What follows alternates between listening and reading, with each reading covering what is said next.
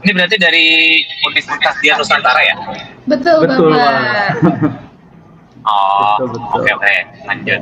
Tapi kemarin kayaknya saya bilang kelas ini, kelas karyawan. Iya, betul, Pak. Kita kelas karyawan. Ya, maka kita mohon maaf Pak sebelumnya, bisanya di malam hari di jam-jam after office kita, karena kita ada kegiatan juga di jam-jam kerja. Kemarin Bapak sempat gitu. request jam 4, tapi mohon maaf Pak, kita harus. Iya, kita karena kita juga masih bekerja. Iya, gitu sih, Pak. Saya sebetulnya jam 18.30 tuh juga biasanya. Jadi kalau di redaksi Kompas TV 18.30 tuh ada rapat buat proyeksi liputan besoknya. Nah, itu biasanya juga saya ikutan join. Nah, tadi makanya ya udah deh hari ini pamit dulu gitu, minta lead yang lain untuk join gitu, mewakili dari departemen digital. Terus kok begini nggak ada kabar ya. jadi apa enggak, ya udah deh sambil jalan pulang gitu tadinya. Ya, Pak. Oke. Mohon izin kita untuk mulai wawancaranya ya, Pak ya. Lanjut, yuk. Baik. Selamat malam Bapak Haris, terima kasih banyak sudah meluangkan waktunya dan juga sudah menyempatkan untuk melakukan wawancara ini pada malam hari ini. Sebelumnya perkenalkan, nama saya Angel, saya mahasiswa dari Universitas Dian Nusantara. Dan saya juga nggak sendiri Pak, seperti Bapak yang lihat, kita berdua dan partner saya. Saya Samuel Christian, biasa dipanggil Sam, saya juga dari Universitas Dian Nusantara Pak. Mohon maaf Pak sebelumnya, saya juga dapat kontak Bapak dari Bapak Dani, dosen saya, yaitu Bapak Dani Setia Dharma. Sebelumnya saya juga udah research nih Pak, di suatu media namanya LinkedIn nih Pak. Saya cari-cari informasi, menggali informasi Bapak Haris tentunya. Misalnya kita lihat dari profil Bapak ya di media LinkedIn ini, Bapak itu dari seorang yang sudah berpengalaman di dunia jurnalis dan juga media massa digital. Yang kita lihat contohnya itu Bapak sebagai video jurnalis mulai dari tahun 2006 sampai tahun 2009. Wah, dan juga kami mendapatkan informasi bahwa Bapak Haris menjabat juga sebagai assessment editor dari tahun 2009 hingga saat ini ya Pak ya? Iya. Assignment editor tuh sebetulnya posisinya udah lama. Sekarang posisinya kebetulan di kepala departemen digital atau manajer digital sekarang posisinya. Ya, udah jalan 4 tahun ya, udah jalan sekitar 4 tahun. Lebih malah. Lebih. Di manajer digital tuh berarti udah sekitar hampir 10 tahun. Wah, udah lama juga ya Pak ya. Pengalaman ini sangat relevan Pak sama apa yang kita mau bahas hari ini. Boleh dong Pak sharing sedikit mungkin tentang pengalaman Bapak Haris, bagaimana awal mulanya Bapak terjun ke dunia media massa hingga sampai saat ini Pak. Oke. Cerita-cerita aja sih Pak. Jadi memang ini belum apa yang aku saat ini seiring sejalan lah ya sama latar belakang pendidikan. Jadi tadi panggilannya Angel ya, bukan Esther ya? Angel Pak. Oke. Sorry ya tadi dipanggil Esther jadi. Nggak apa-apa. Apa namanya? Iya kalau misalnya Sam sama Angel baca ini gitu ya, di situ kan juga tentara pendidikan ya. Memang pendidikannya kebetulan di broadcasting, lalu kemudian lanjut ke komunikasi massa. Nah, lepas dari komunikasi massa itu kemudian memang langsung berkecimpung di, bisa dibilang ke industri media lah ya gitu, karena bermula dari kampus, terus kemudian di kampus itu di UI itu dulu, UI itu bekerja sama yang namanya Internews lah gitu. Salah satu NGO yang memang mengajar jurnalis. Nah kebetulan waktu itu selama kuliah di komunikasi massa itu saya udah ikutan join di NGO itu gitu, dan ketemu lah tuh sama teman-teman dari media gitu, dari jurnalis televisi itu ketemu lah gitu, dan kebetulan saya di sana jadi kayak semacam asisten dosen. Jadi kalau yang hal-hal yang berbau teknis gitu ya, kayak misalnya kameramen, video editing, nah itu saya kemudian membantu jurnalis-jurnalis ini untuk kemudian kayak gimana sih ngedit, kayak gimana sih ambil gambar gitu. Teman-teman ini enggak, teman-teman sempat tahu video jurnalis, tahu ya? Artinya istilah video jurnalis atau solo jurnalis, tahu ya? Tahu Pak. Tahu ya, jadi kan pokoknya itu kan segala sesuatunya palu gada lah gitu, apapun ada di dalam diri seorang jurnalis gitu. Nah kebetulan karena di kampus belajarnya semuanya, hampir semuanya gitu, nah jadi waktu jadi asisten itu juga bertambah lagi ilmu saya gitu. Nah bermula dari situ kenal sama jurnalis-jurnalis. Nah lepas dari itu saya langsung masuk ke production house tuh. Jadi karirnya dimulai dari production house terus pindah ke RCTI sebagai video editor. Nah dari RCTI itu saya pindah ke televisi di Malaysia, Astro Awani. Jadi di Malaysia itu ada perusahaan media berbayar, Astro gitu ya. Nah kebetulan waktu itu Astro buka kantor di Indonesia. Kita sempat punya TV berlangganan di Indonesia ini, Astro. Nah Astro Awani itu khusus media berita. Justru kalau sekarang teman-teman tahu Astro Awani Malaysia, itu justru yang pertama kali itu emang inisiasi kita di sini di Indonesia. Jadi kita yang bikin tuh Astro Awani. Sekarang Astro Awani Indonesia tidak ada karena bubar, tutup Astronya. Nah itu diteruskan di Malaysia sana. Jadi ketika dari RCTI pindah ke Astro Malaysia itu kami bikin Astro Awani. Jadi pemberitaan media berita yang kita kasih nama Astro Awani itu di dalamnya tuh macam-macam, ada jurnalis. Mungkin nanti kalau ngobrol sama Pak Dani, mungkin beberapa di antaranya Pak Dani kenal lah ya. Misalnya kayak ada Mas Imam Wahyudi, itu dia senior jurnalis di RCTI, ada Mas Riza Primadi, ada Mbak Endah Satorini, ada Mas Rizal Mustari, dan macam-macam lah. Nah itu kami tergabung di situ, bikin Astro Awani Indonesia. Saya sempat berkantor di Malaysia selama 3 bulan. Saya kerja di Astro Awani itu 3 tahun. Lalu kemudian 3 bulan itu saya sempat ngajarin teman-teman Astro Malaysia tuh mengenai jurnalistik. Lagi-lagi ngajarin ke mereka khususnya di skill teknisnya tuh, ngajarin mengenai video editor, mengenai videografi. Itu kami yang mengajarkan mereka tuh di Astro Awani Malaysia itu. Lalu kemudian 3 tahun kebetulan Astro-nya di Indonesia itu tutup, bubar. Nah saya kemudian pindah ke Trans 7. Saya pindah ke Trans 7, tapi di Trans 7 tuh nggak lama. Di Trans 7 tuh cuman benar-benar hitungan bulan. Di Trans 7 tuh saya cuman 1,5 bulan kali di Trans 7. Karena sebetulnya ketika Astro itu bubar, sebetulnya saya sudah dengar kabar bahwa beberapa teman-teman Astro itu bergabung dengan Kompas gitu. Karena ketika itu, jadi Astro itu bubar di 2009. Nah jadi beberapa berarti memang ceritanya berarti nggak boleh panjang-panjang.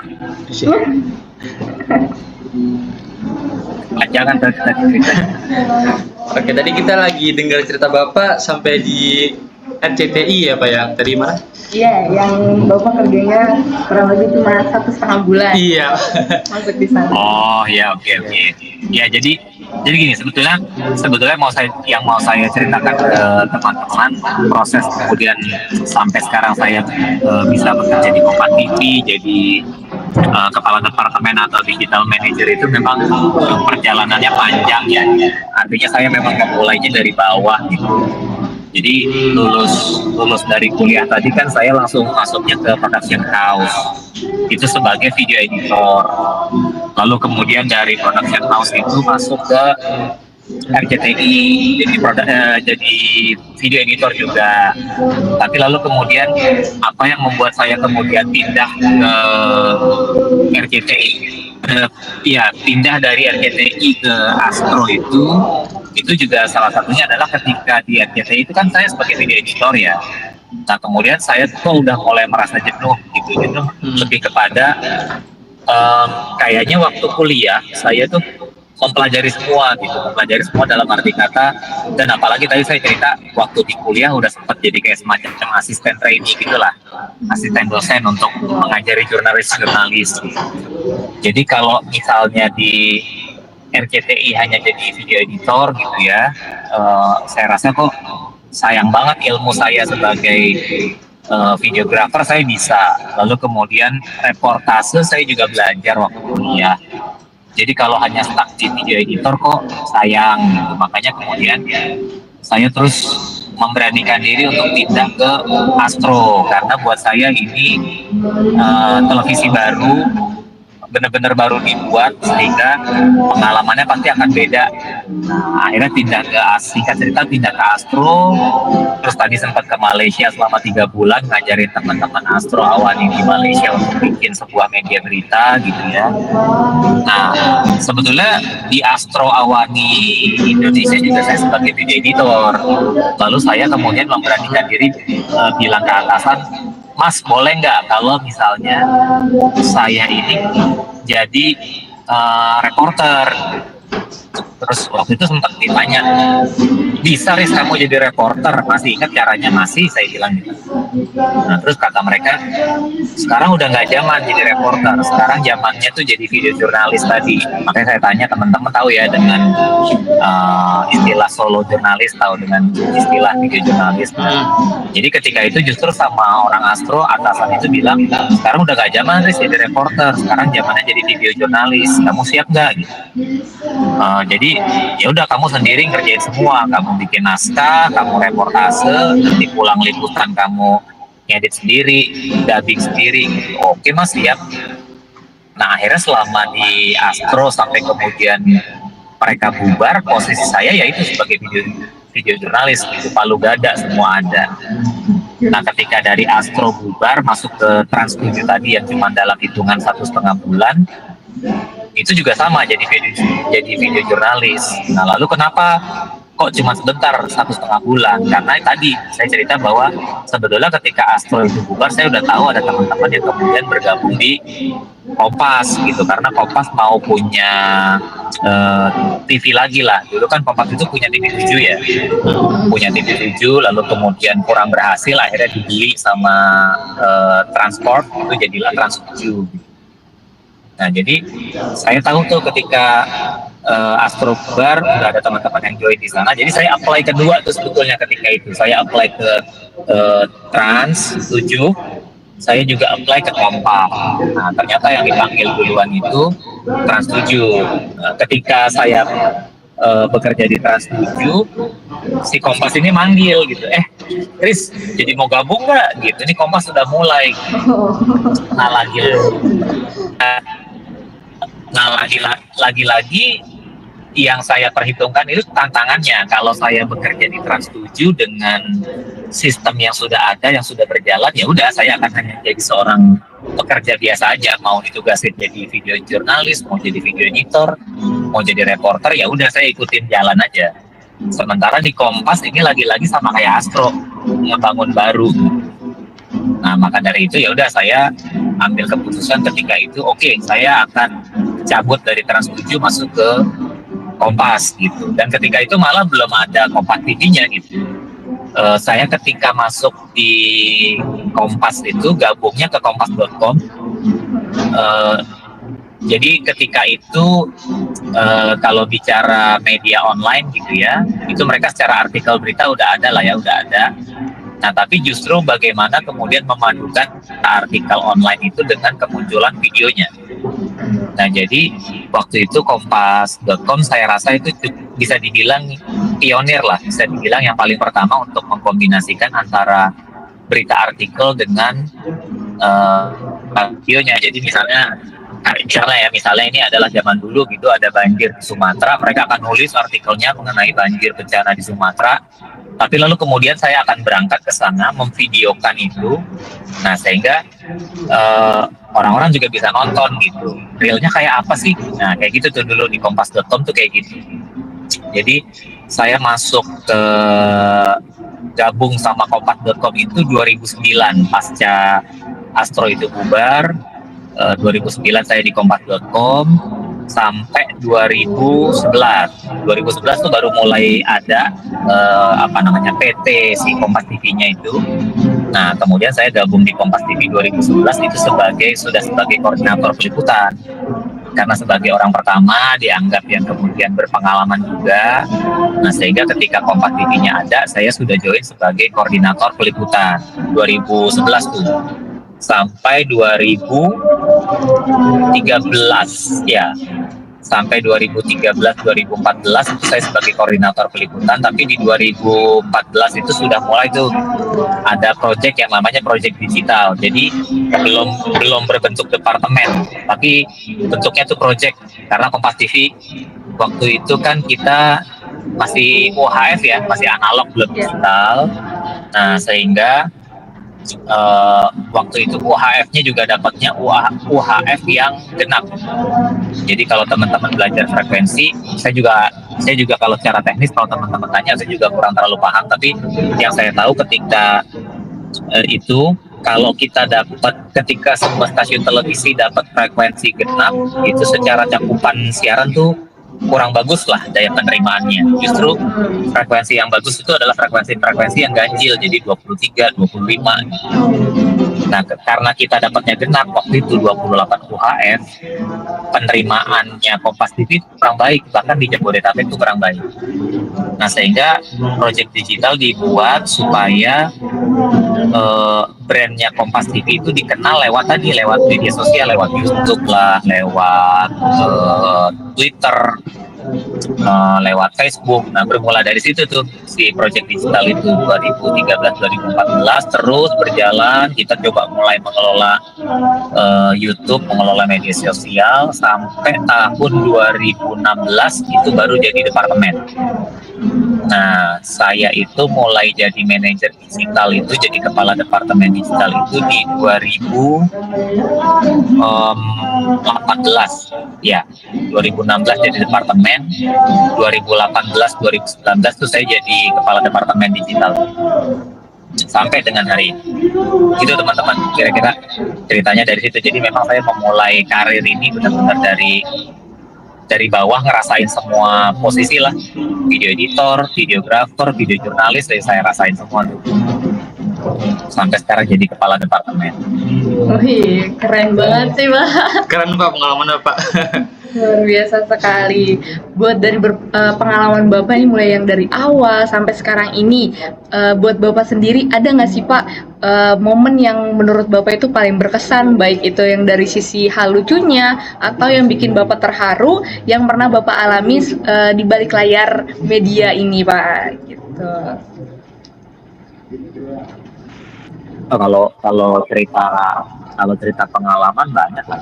Misalnya kalau kayak di Astro tadi ketika jadi video jurnalis, hal yang paling saya ingat saya alami liputan sendirian itu ketika zamannya Pak Soeharto tuh presiden sakit, dirawat di RSPT.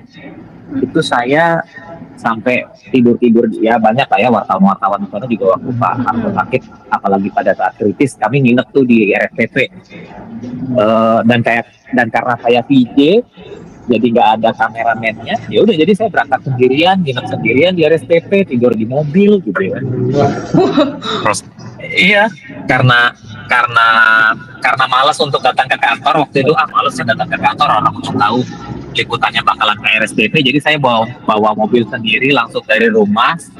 Dan ketika itu kebetulan alatnya boleh saya bawa sendiri dari Astro, waktu itu boleh dibawa pulang lah gitu. Nah, terus akhirnya saya berangkat dari rumah bawa mobil sendiri, udah tunggu di RSPP itu, tidur gitu ya malam-malam, di muter-muter RSPP, cari jalan-jalan yang kira-kira kan kita cari berita ya, apakah nanti di lorong sana bertemu sama keluarganya Pak Soeharto atau apa gitu. Nah, cari-cari jalan kayak gitu, gak ketemu, udah istirahat itu lagi. Itu waktu waktu di Astro pengalamannya itulah. Terus ya tentunya kalau kalau di Astro pengalamannya itu tadi ya, karena dia TV baru, terus saya punya kesempatan untuk bisa pergi ke, itu pertama kali saya pergi ke luar negeri ya dari Astro, itu pergi ke Malaysia gitu ya, 3 bulan hidup di negara orang gitu, meskipun jaraknya dekat tapi hidup di Malaysia dan mengajarkan orang Malaysia untuk bagaimana menjadi jurnalis, itu pengalaman yang tak terlupakan juga. Nah, lepas dari Astro masuk ke, kalau di Trans 7 sih nggak terlalu banyak pengalaman ya, harus cuma 1,5 bulan. Nah, justru pengalaman yang cukup banyak saya dapatkan ya di Kompas ini lah. Di Kompas tuh misalnya pengalaman yang nggak terlupakan ya ketika awal-awal Kompas TV ada, saya jadi jurnalis pertamanya Kompas TV yang kemudian diberangkatkan mereka untuk haji, liputan haji di sana, liputan haji di Tanah Suci di Mekah gitu, atas biaya dari kantor, bener-bener yang full. Diberangkatinnya pakai agen travel, aktor yang memang mahal punya gitu. Nah, itu pengalaman juga. Terus di Kompas TV ini saya juga ke headquarters-nya Twitter gitu ya. Jadi saya ke markasnya Twitter di San Francisco sana. Terus apalagi ya di Astro ini?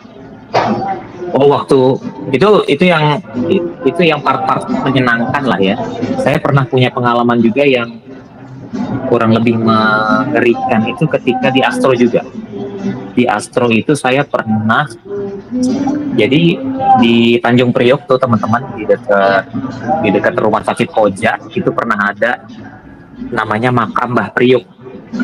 Nah, ceritanya, makam itu tuh waktu tahun berapa ya saya lupa tuh kejadian itu mau digusur dan itu rame kan, karena banyak yang mendukung supaya enggak, ini makam yang dituakan, makam yang keramat, yang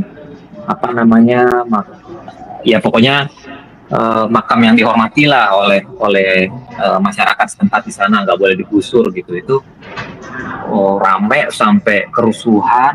Nah, itu saya benar-benar liputan sendiri di sana, ngelihat ekskavator dibakar, terus gas air mata di mana-mana, tembakan-tembakan, banyak Satpol PP yang terluka parah, bahkan ada yang dibakar gitu. Itu benar-benar saya ngeliatnya di situ tuh momen-momen yang nggak terlupakan dan bisa dibilang mengerikan lah gitu.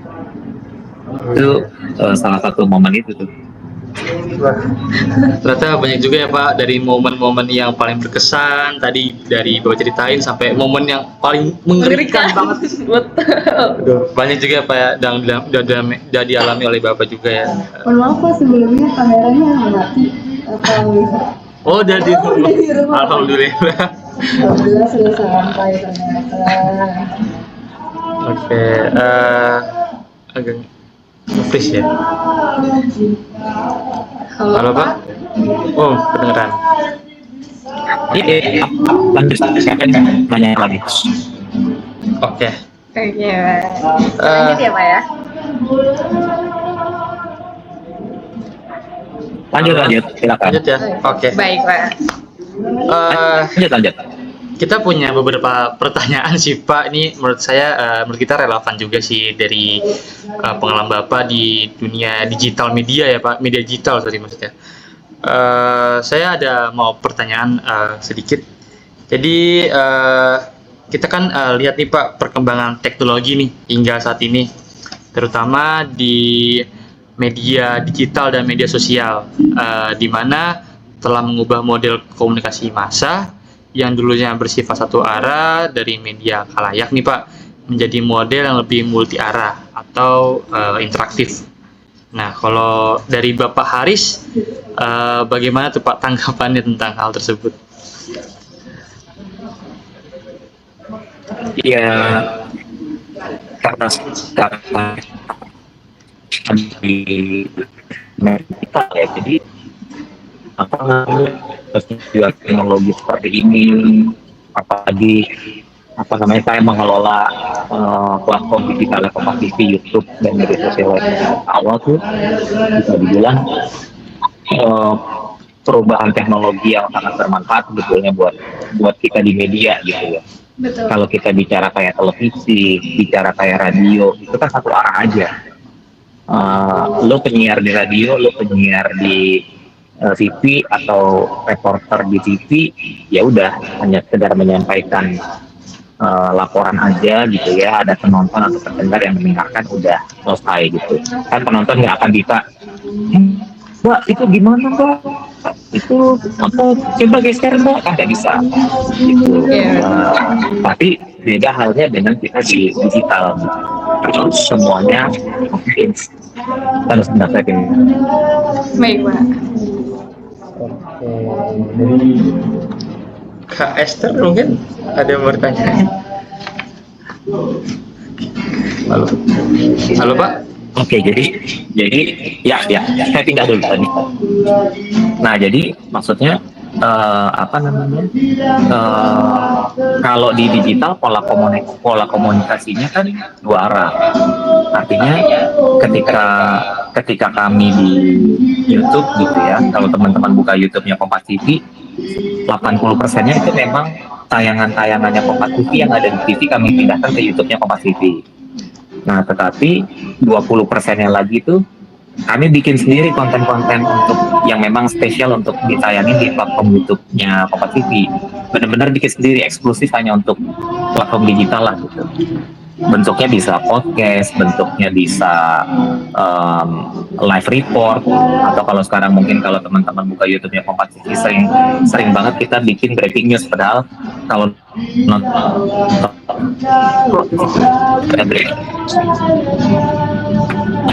itu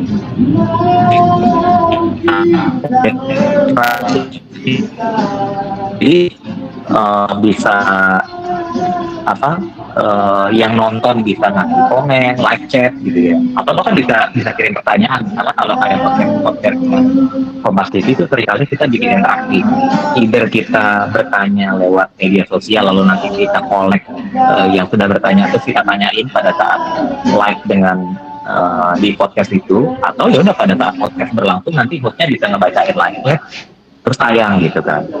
Atau di live report pernah juga waktu misalnya demo dulu yang RUU KUHP yang pertama kali, terus ada bukan yang sekarang ya, kan sekarang ini ada perubahan lagi KUHP itu. Nanti yang dulu pernah juga demo besar tuh, ada RUU KPK sama RUU KUHP. Nah itu juga kita pernah live langsung waktu demo itu juga kita bacain komen-komennya. Artinya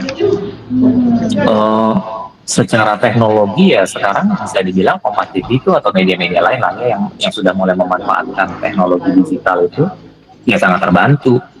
Kita bisa komunikasi dua arah dengan penonton kita, dengan audiens kita. Tapi selain itu kita juga banyak source dari penonton. Kalau dulu kan susah. Kalau sekarang dengan teknologi handphone gitu ya, semua orang punya handphone. Terus jaringan internet komunikasi kita makin bagus di Indonesia ini. Sekarang yang pertama kali punya gambar bencana banjir di Sumatera itu siapa sih? Rasa-rasanya bukan stasiun TV. Semua orang live di TikTok gitu. Iya, betul. Masyarakat sana masyarakat di Sumatera sana ketika terjadi bencana itu, ketika mereka bisa dibilang banjirnya belum tinggi banget ya, itu mereka live di TikTok atau bikin visual gambar di media sosial. Nah itu justru pertama kali gambar yang diperoleh oleh media itu dari sana. Yaitu semuanya bisa kejadian kayak gitu ya karena perkembangan teknologi dua arah itu terjadi dari situ. Gitu ya, kira-kira begitu. Betul Pak, karena perkembangan teknologi ini yang kita lihat kan cukup pesat juga ya Pak, dimana sekaligus media ini juga dapat mengubah pola pikir dan juga perilaku kita sebagai audiens dalam menerima informasi di media massa, tentu kan Pak. Apa sih menurut Bapak tantangan yang dirasakan khususnya dari ruang lingkup Kompas TV sendiri dalam menyampaikan informasi agar pesan yang disampaikan tepat sasaran hingga ke audiens yang dituju, seperti itu Pak? Oke. Sebetulnya kalau gini, kalau bicara Kompas TV, kami itu sudah diuntungkan dengan brand. Jadi kita udah pakai brand Kompas kan. Iya, betul. Media Kompas ini kan sudah lama lah ya, gitu, dari tahun 60-an gitu.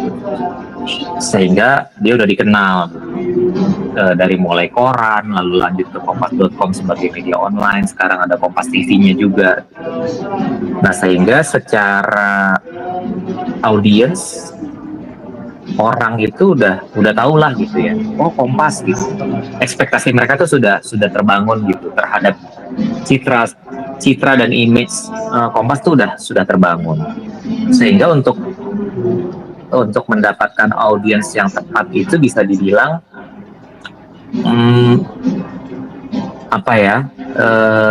cukup baik gitu. Artinya target audiensnya kita udah tahu bahwa yang nonton, yang akan mengkonsumsi informasi dan berita-berita dari Kompas ini didominasi oleh pengambil keputusan justru. Pengambil keputusan itu bisa dari sisi pemerintahan atau bisa dari sisi swasta, tapi sudah di level-level yang manajerial sampai direksi gitu. Jadi audiensnya itu udah audiens itu pun kalau misalnya dia bukan pengambil kebijakan, pengambil keputusan, kalau kita bicara masyarakat umum gitu ya, maka yang akan mengkonsumsi informasi dan berita-berita kami itu adalah ya yang memang berpendidikan gitu, yang memang sudah punya wawasan untuk itu. Nah, kemudian bagaimana supaya penyampaian berita dan informasi kita bisa lebih tepat lagi gitu. Ya itu berita-berita atau peristiwa-peristiwa yang diliput itu benar-benar kami olah sih. Kami benar-benar olah supaya tadi nggak meleset pun kalau misalnya gini,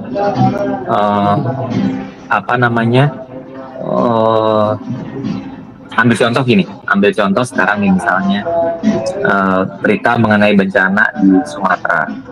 Tadi secara audiens kita udah dapat audiens dari pengambil keputusan, which is pemerintah lah gitu. Yeah. Kita mau bikin berita, mau bikin informasi supaya pemerintah dengar nih di Sumatera sana itu korbannya itu masih banyak banget yang terisolir. Ayo, pemerintah tuh harus hadir di sana, negara harus hadir di sana, bergerak, drop bantuan segala macam. Itu kan kita mau menyasar ke pemerintah supaya didengar sama pemerintah. Tapi kemudian kita juga mau supaya tadi yang penonton masyarakat umum itu juga terpapar nih sama berita-berita ini, sehingga bisa jadi mereka kemudian ikut tergerak untuk membantu gitu ya. Nah itu maka benar-benar kami olah tuh peristiwa itu, mulai dari bagaimana pengemasannya, narasumber yang dipilih di lapangan, sampai tadi memanfaatkan dengan platform digital. Artinya kami bisa, meskipun secara target audiensnya sudah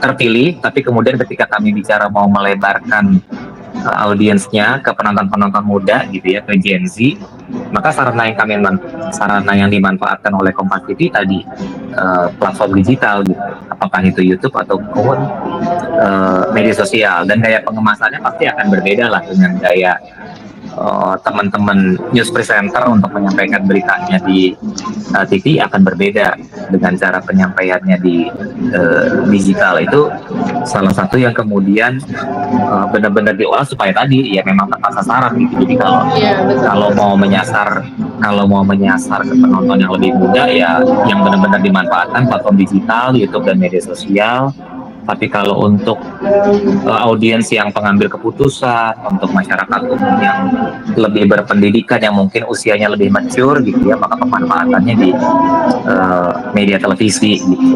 Dengan gaya bahasa penyampaiannya juga berbeda. Iya, beda-beda. Itu sedikit contohnya kayak begitulah. Nah, baik, Pak. Tapi sebenarnya saya juga ada sedikit pertanyaan sih Pak. Terutama karena ini kan kita udah masuk ke era digital Pak ya. Kalau kita lihat kan saat ini kan audiens kan udah banyak yang beralih ke media digital nih Pak untuk mencari informasi, mendapatkan informasi. Nah, menurut Bapak gimana sih supaya media tradisional nih Pak, contohnya kayak televisi, nah dia itu tetap bertahan dan tetap bisa mengikuti perkembangan di era digital saat ini? Apakah mereka harus benar-benar beralih total nih Pak ke mengikuti perkembangan dari media digital sekarang, misalnya kayak ke streaming, over the top gitu Pak? Menurut Bapak bagaimana tuh Pak? Mau nggak mau memang harus berubah. Dan perubahan itu sebetulnya bukan hanya terjadi sekarang kan. Koran Kompas tadi udah mulai ada sejak tahun 65-an kalau saya nggak salah. 65-an dia sudah mulai ada koran Kompas, lalu kemudian bertahun-tahun, berpuluh-puluh tahun jalan, terus kemudian di sekitaran tahun 99-2000 itu sudah mulai muncul tuh internet kan. Akhirnya mereka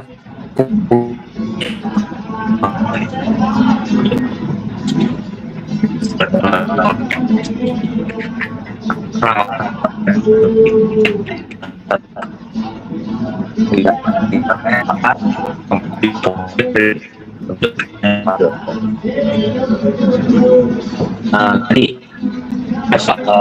media TV tetap buka ya kan. Tadi saya bercerita bahwa Kompas TV itu pada akhirnya di 2000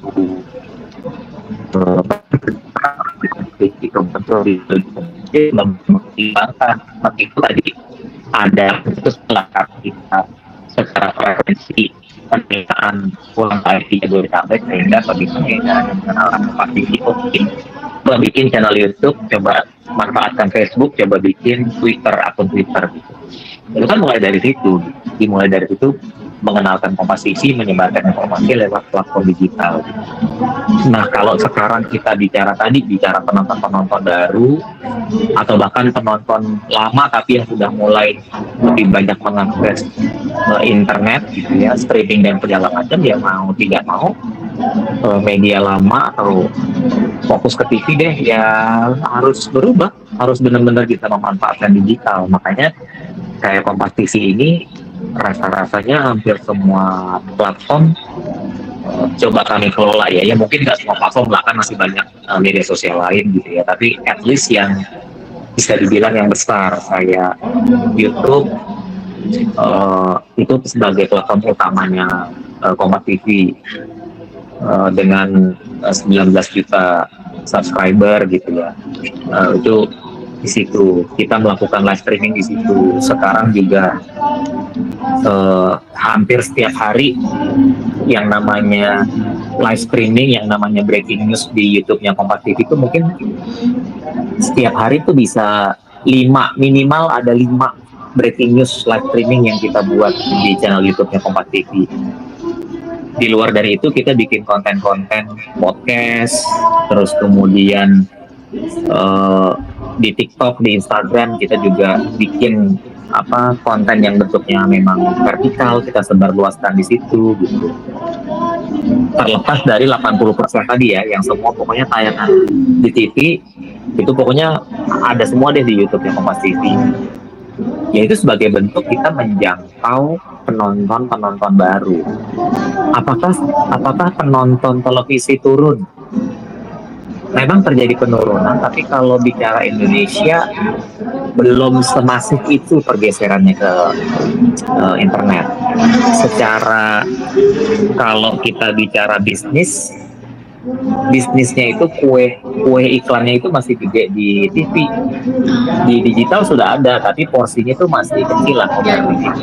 Sehingga TV itu masih di Indonesia ini masih akan bertahan kok, masih akan ya saya nggak tahu mungkin masih belasan tahun lagi masih akan bertahan sepertinya di kalau di ini kalau ya, tapi untuk Kompas TV sendiri fondasinya itu udah disiapkan ketika mereka sudah mulai muncul di 2011 tuh fondasinya sudah mulai dikembangkan di digital sampai dengan hari itu.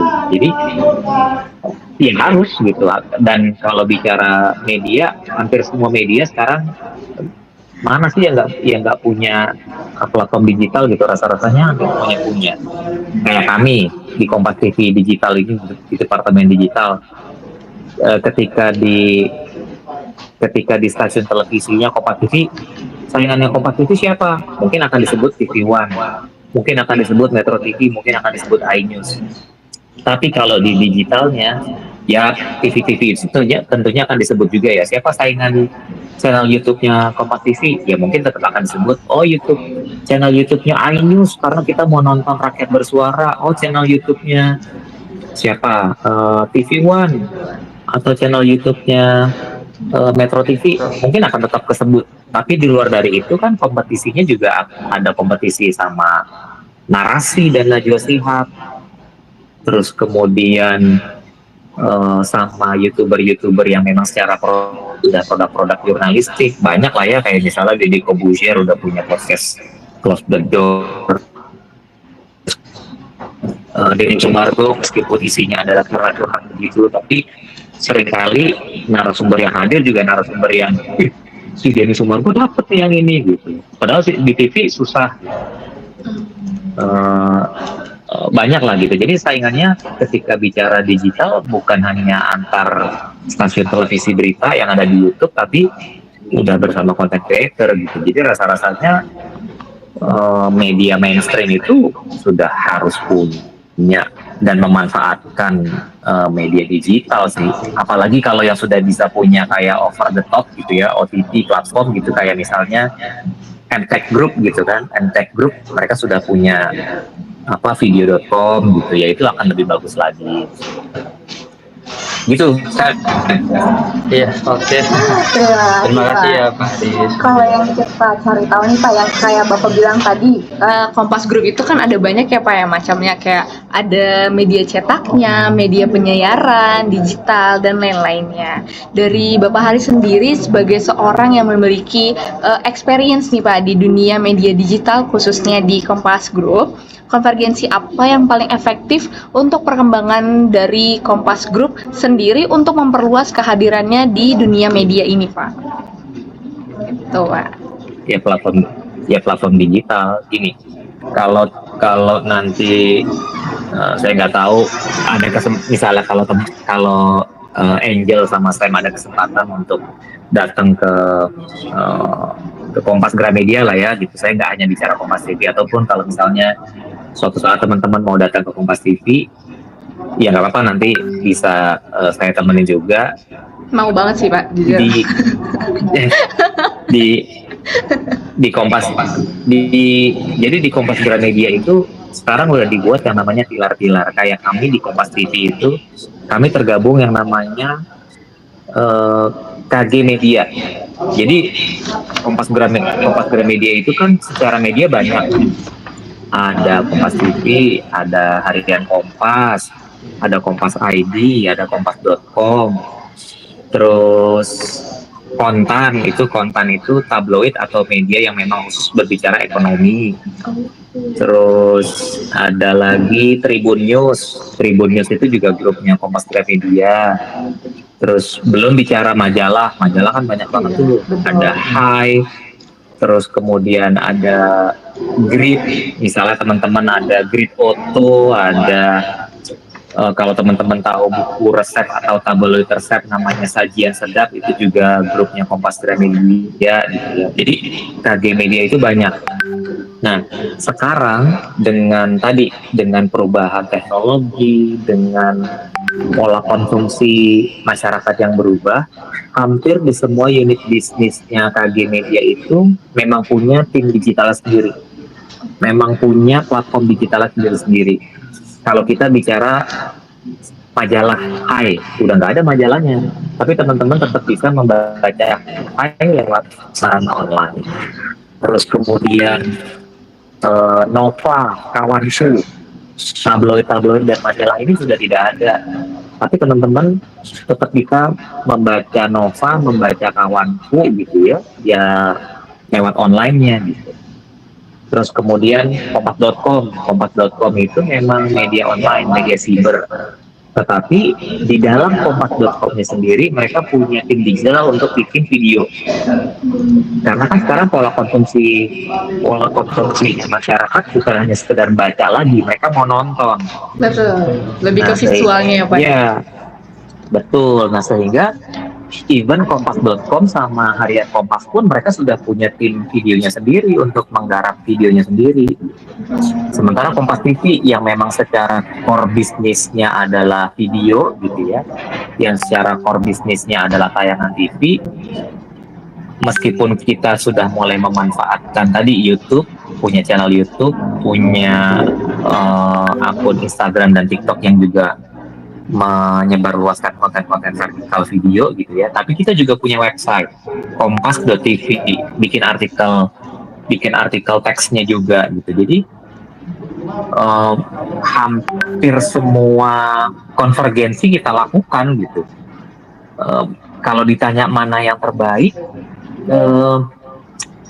beda-beda ya. Kalau misalnya kalau kita bicara TV saat ini konvergensi yang paling oke ya menurut kami ya tadi mengalihkan atau melebarkan sayapnya ke platform digital video, which is ke YouTube, ke Facebook, ke Instagram sama ke TikTok.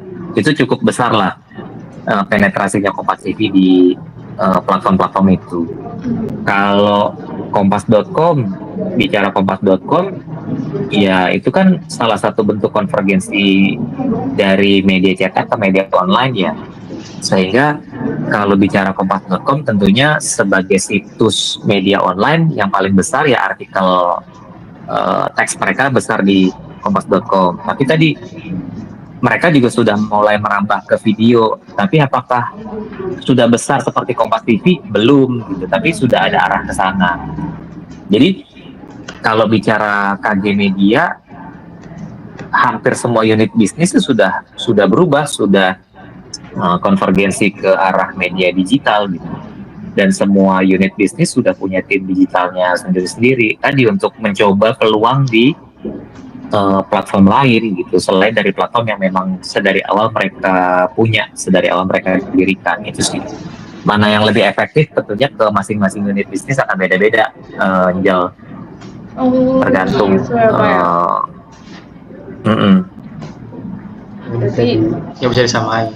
iya, berarti balik lagi ke audiens nggak sih Pak? Dia yang minatnya yang ke visual atau ke reading gitu ya Pak ya? Betul. Masuk sih Pak. Nah itu tadi pertanyaan terakhir kita ternyata Pak. Terima kasih Pak Terima Haris. kasih ya Bapak sebelumnya. Semoga menjawab ya. Nanti kalau misalnya ada yang kurang-kurang, kalau masih ada yang mau ditanyain lagi, atau misalnya teman-teman butuh data, silahkan dikontak aja gitu. Saya senang bisa kalau misalnya teman-teman butuh data, saya senang untuk berbagi tentunya yang selama datanya nggak rahasia ya. Gitu. Jadi kalau misal selama datanya sudah bisa dipublikasikan sih pasti akan saya share. Gitu.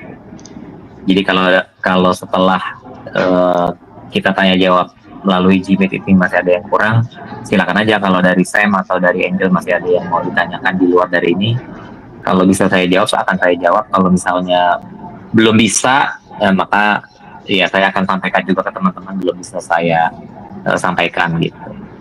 Baik Pak, terima kasih. Kami juga dengan senang hati Pak untuk menerima jawabannya apapun itu.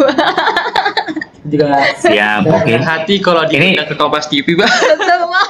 Oh, Mbak, datang aja kalau misalnya kalian ada waktu kapan datang aja.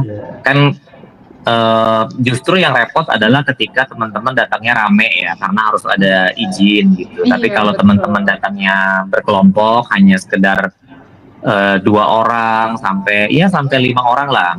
Kami secara individual di redaksinya Kompas TV masih bisa menerima. Tapi kalau sudah lebih dari 5 orang, let's say 10 orang, nah itu harus ada izin gitu. Izin, Teman-teman iya, harus Pak, ya. menyampaikan surat segala macam gitu. Jadi kalau misalnya Angel sama Sam kapan misalnya menghubungi saya, Mas boleh nggak kapan ada waktu tanggal sekian kami mau datang ke Menara Kompas gitu ya, mau ke Kompas TV, silakan aja.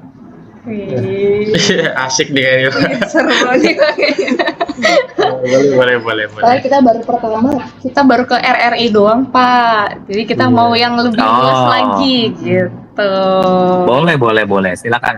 Kapan nanti teman-teman ada waktu luang, ya udah kontak aja lagi, nanti kita atur waktunya.